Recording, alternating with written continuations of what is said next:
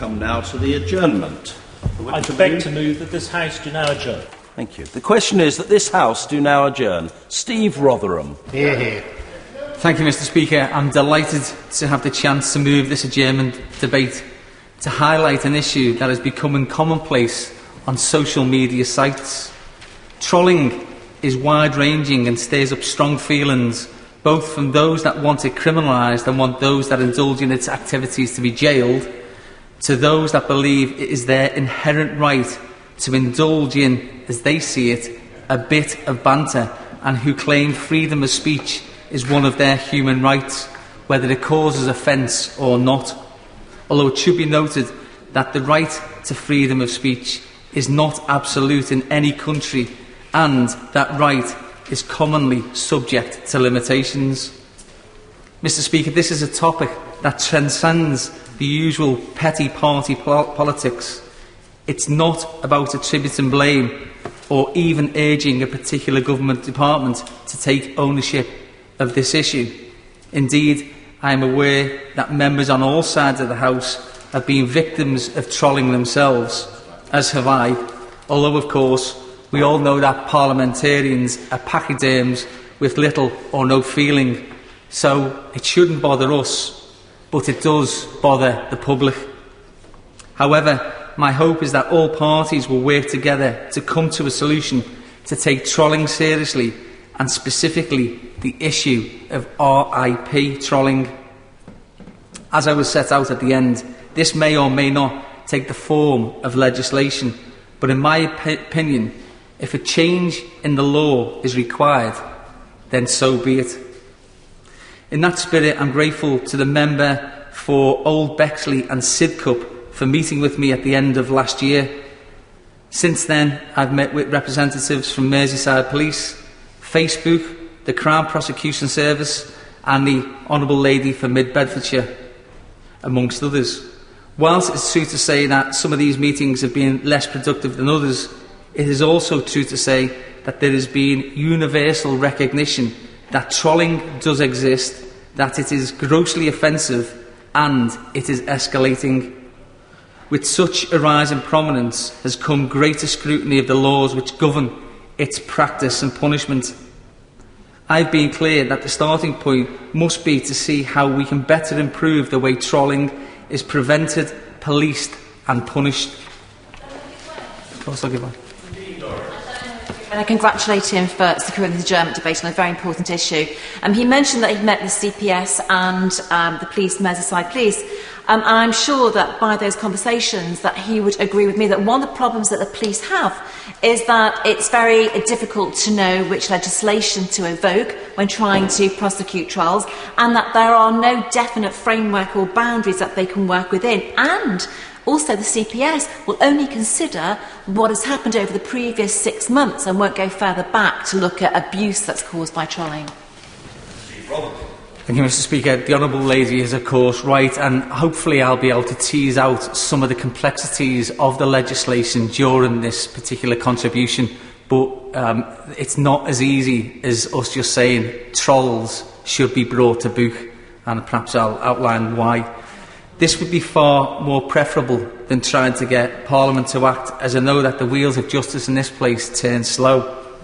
For some, trolling it has become a sick hobby and an increasing problem for dedicated police trying to monitor and respond to reported cases. Trolls are individuals intent on upsetting and offending people, often in their hour of grief and mourning, for a kind of pleasure that I have to admit is totally alien to myself, and I would have thought every person in this chamber. Of course, everyone.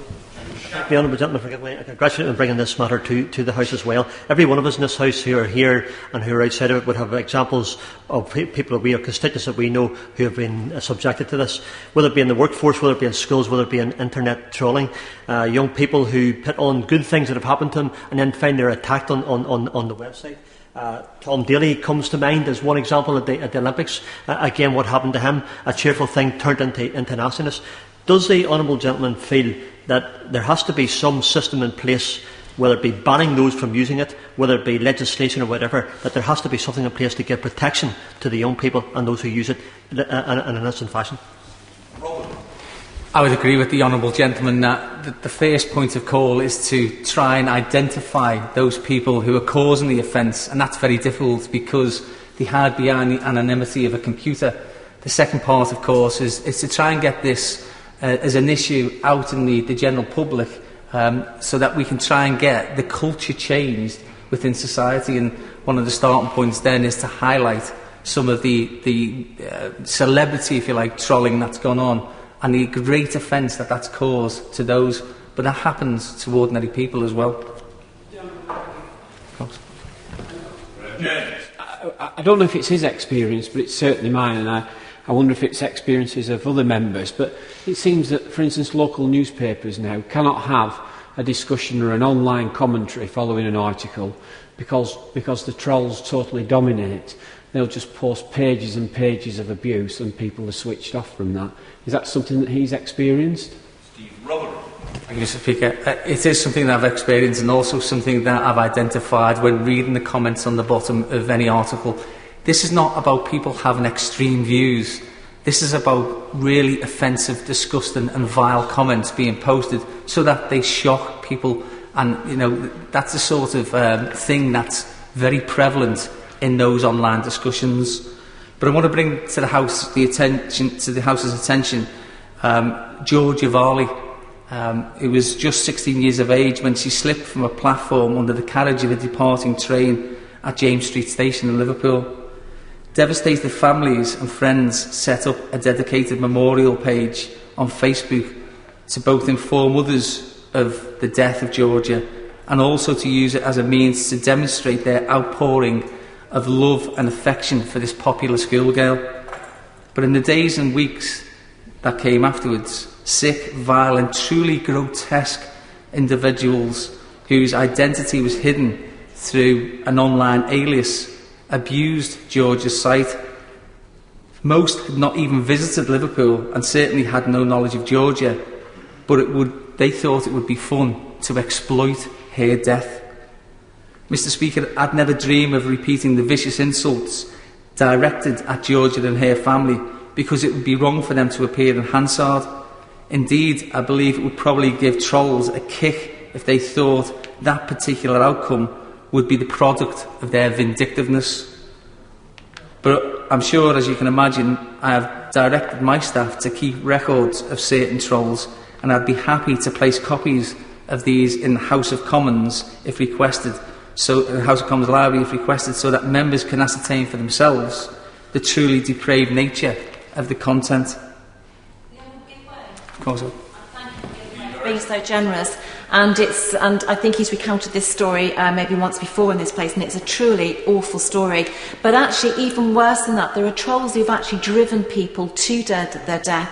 There are two cases that come to mind: Natasha McBride and Olivia Penbrace, who both write on the internet and engaged with the social medium as though it was something that they could engage with, and though the people that they were engaging with out there were just reasonable human beings. But the fact is, there are some pretty horrific people out there, and these two girls were actually driven to their death by being told to kill themselves by trolls, and that is a severity. It's not just people who died whose sites are abused, that people can be driven to their death. Thank you, Mr. Speaker. They are two of the most depressing and disgusting instances of trolling, and it's not just about having a bit of fun. It can lead to serious consequences, as I'll pick up on the point about at least one of those people who unfortunately took their own lives. Mr.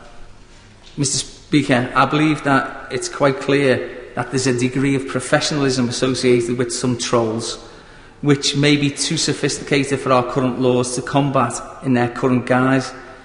And that's part of the problem. The relevant legislation on this matter predates the birth of social media, such as Facebook and Twitter, which weren't even launched until 2004-2006 respectively.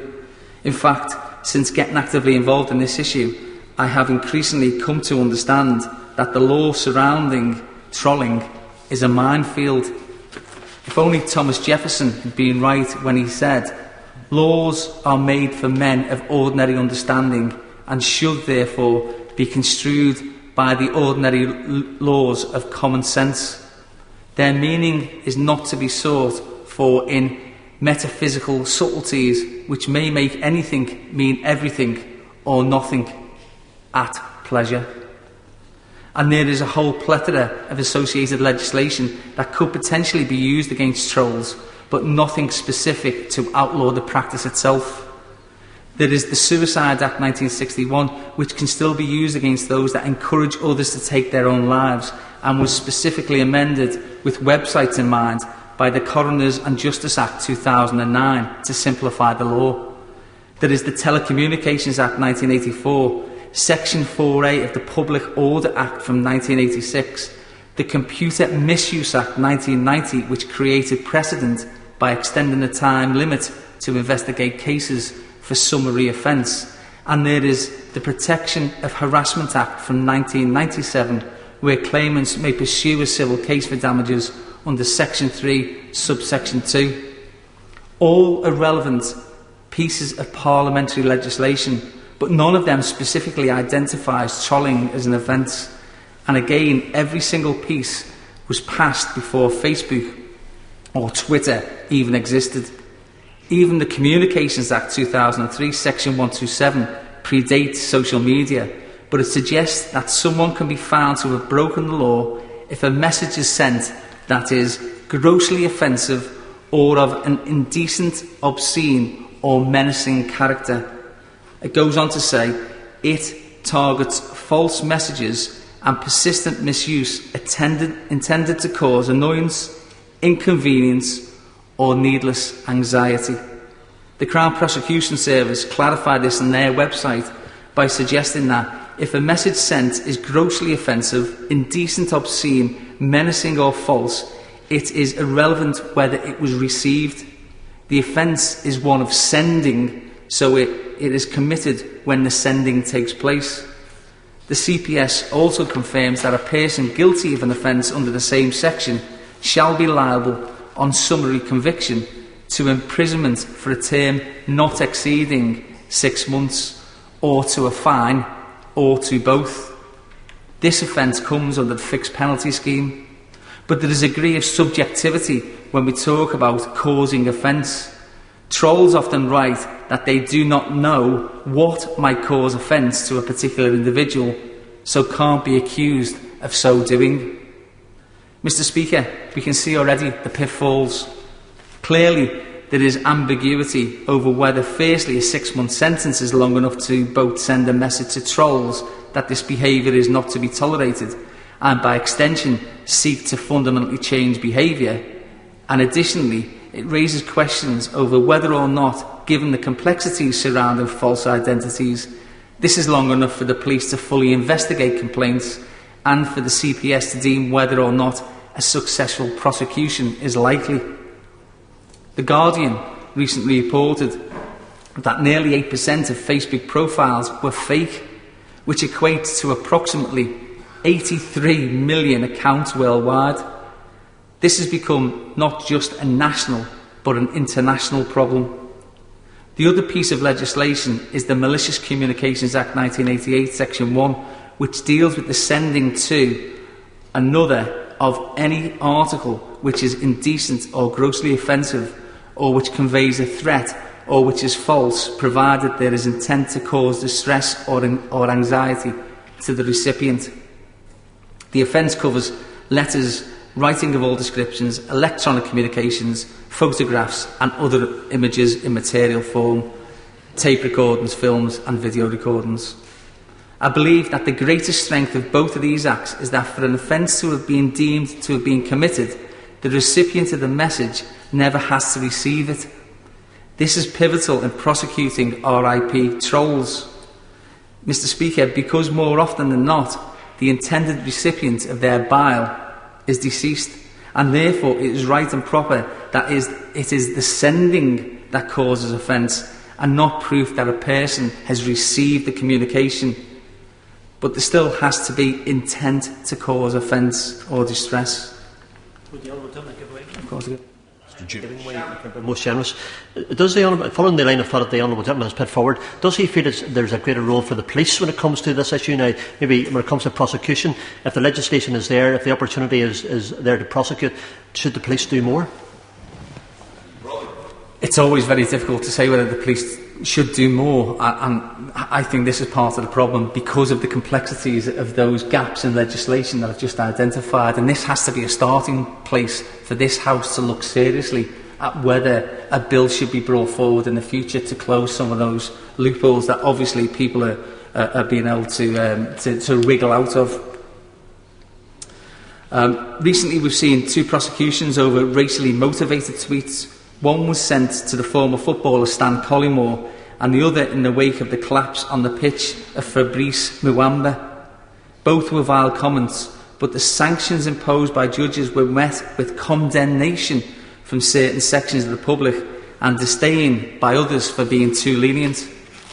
We must work harder to raise the issue of trolling so that people know unequivocally that people shouldn't say something online that they wouldn't say face to face. The case of Natasha McBride mentioned earlier is perhaps the most high-profile case of trolling because an 18-week prison sentence was handed out to Sean Duffy, who admitted he was hooked on the sick craze of trolling. But this is by far and away the most severe sentence handed out to date by a court. Mr. Speaker, many months before the release of the Hillsborough Independent Panel report, I spoke with Facebook about a page that was set up on their site called 96 Wasn't Enough. They informed me at that time that under the community standards of Facebook, the content of the page and or postings on the site did not constitute a breach of standards, and there was no need to remove the page because there wasn't an implied or explicit threat. And I can just add that I do not condone trolling by anyone. Alan Davis received some horrendous abuse over his ill-judged comments about Hillsborough, and I was quick to condemn hate messages aimed towards him and his family. I think it's better to educate than to abuse. But trolling is not about normal social discourse or even disagreeing vehemently with somebody who has a counter-opinion. The test should be quite simple. Would you be happy to put your name to what you've said under a false identity? And we're not talking about cases of whistleblowing here, where it would be understandable to anonymise a person's details. But if the answer to that, a person wouldn't be happy to be identified, then you'd have to ask the question, why wouldn't they?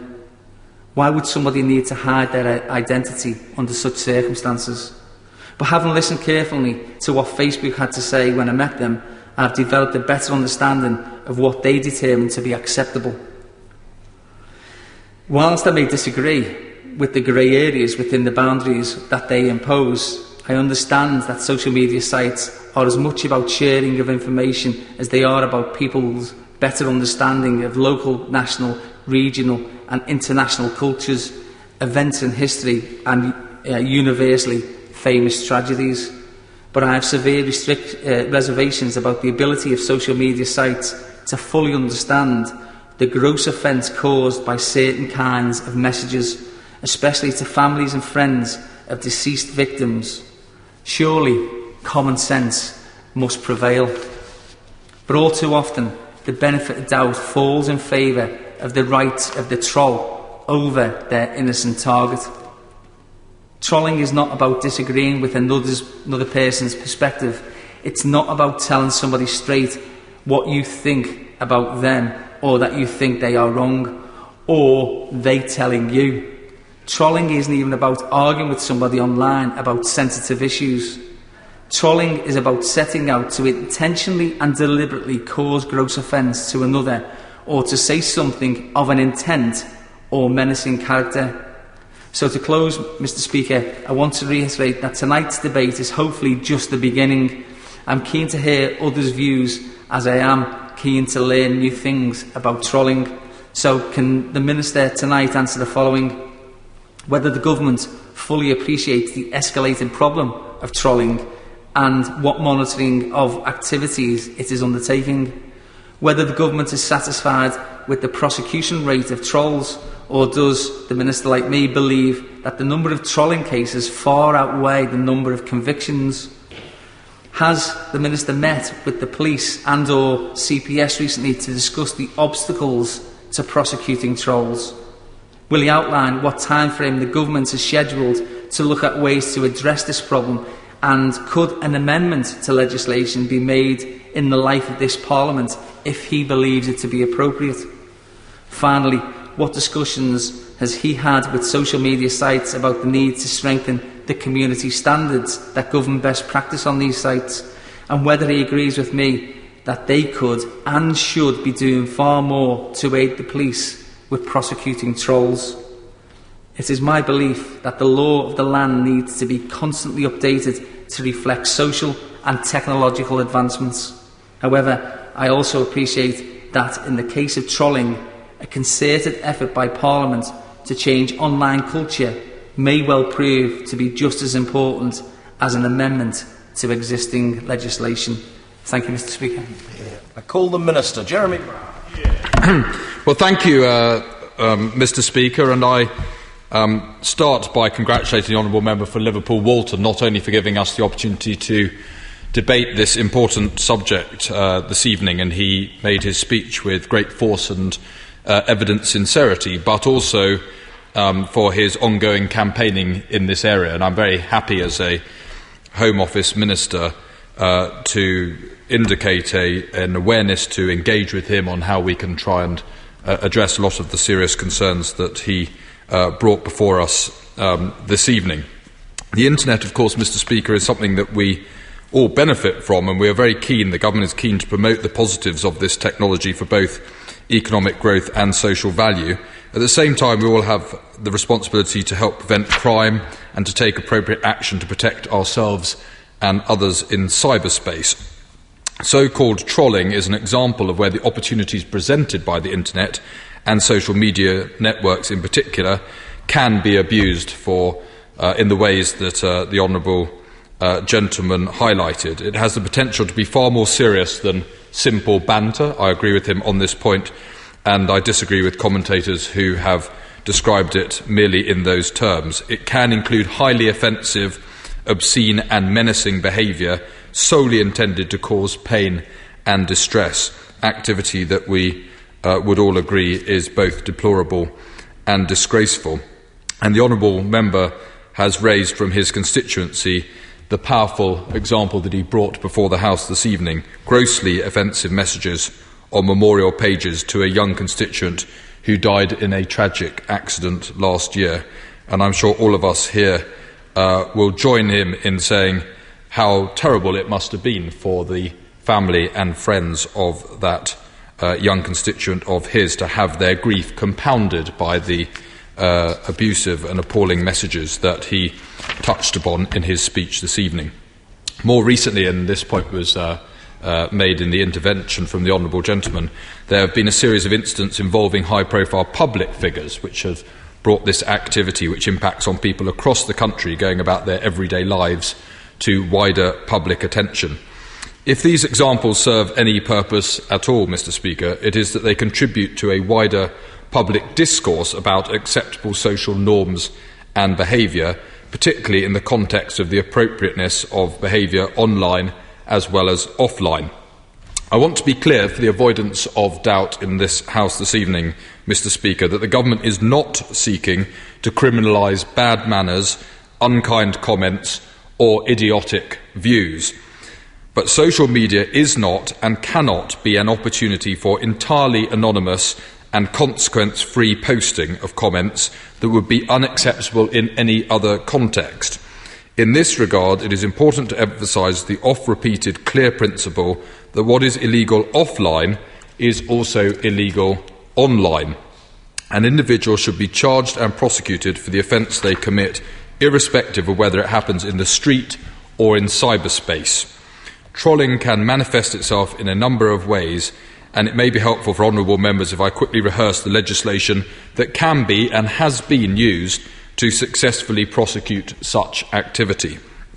The Malicious Communications Act 1988 covers, and I quote, sending of an indecent, offensive or threatening letter electronic communication or other article to another person, end quote. Last September, as was touched upon, Sean Duffy was prosecuted under Section 1 of that Act after posting offensive messages and videos on tribute pages of young people who had died, and was jailed for 18 weeks. Section 127 of the Communications Act 2003 created an offence of sending or causing to be sent, quotes, by means of a public electronic communications network, a message or other matter that is grossly offensive or of an indecent, obscene or menacing character, end quotes. In 2010, Colm Koss was charged under Section 127 for posting obscene messages on social network tribute sites, successfully prosecuted and also imprisoned for 18 weeks. Where trolling involves conduct which amounts to the harassment of another, offenders can be charged under the Prosecution from Harassment Act 1997. Conduct amounting to child abuse can be and has been prosecuted under the Protection of Children Act 1978, and where trolling is defamatory, the government is currently clarifying the law in the Defamation Bill to ensure website operators are clear of their responsibilities to victims. The government is also reforming our measures to tackle antisocial behaviour measures, regardless of whether it occurs offline or online. In order to continue to support professionals in helping and protecting victims, we are introducing simpler and more effective powers which agencies can use flexibly where they think it is appropriate to deal with antisocial individuals who cause misery and distress to others. My point, Mr. Speaker, is robust legislation does exist, and the Crown Prosecution Service will determine which legislation to use to progress a prosecution depending on the circumstances of each case. But the government wholly recognises that having the laws to deal with internet trolling is not sufficient on its own. Police and prosecutors need to have the capacity and knowledge to work within what can be a complex legal framework to meet the particular challenges of the online world and to understand and balance legitimate civil liberties concerns. The government takes this threat extremely seriously, and the government is spending considerable amounts of money on cyber security and cyber crime in its more narrow form. We have taken a number of significant actions to increase the capacity and capability of the UK law enforcement response to cyber crime. In particular, we are developing training on cybercrime for all police officers, which will help them to investigate crimes committed online, and we will create a national cybercrime unit within the National Crime Agency by 2013. But we shouldn't see this issue entirely in legal terms. It is also about ensuring cultural norms on appropriate and acceptable behaviour evolve at the same pace as technology. This goes wider than the role of the Home Office or indeed the government as a whole.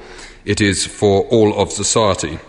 This government recognises that prevention is a key part of tackling trolling as well as other forms of abuse and misuse of social networking sites. The government is accordingly pressing the internet industry in the United Kingdom and Europe to implement clear and simple processes for dealing with abuse online. In our experience, for the most part, social network site operators adopt sensible and responsible positions on any abuse or misuse of their services in the terms and conditions they require for the use of their services, but I take the point made by the honourable gentleman that this may be an area that requires further work. I think I'll draw my remarks to a close at that point, Mr. Speaker, and pay tribute again to the honourable gentleman for raising this point and for others who have contributed to this debate, to tell them that I do believe that there are laws in place that are sufficient to deal with this problem, but we need to be vigilant about this problem and the huge offence it can cause, and where the behaviour crosses the line from merely being unpleasant behaviour to being illegal behaviour, then the government is happy to work with members of all parties to try and make sure that the appropriate action is taken. The question is that this House do now adjourn. As many as are of that opinion say aye. Of the contrary, no. I think the ayes have it. The ayes have it. Order. Order.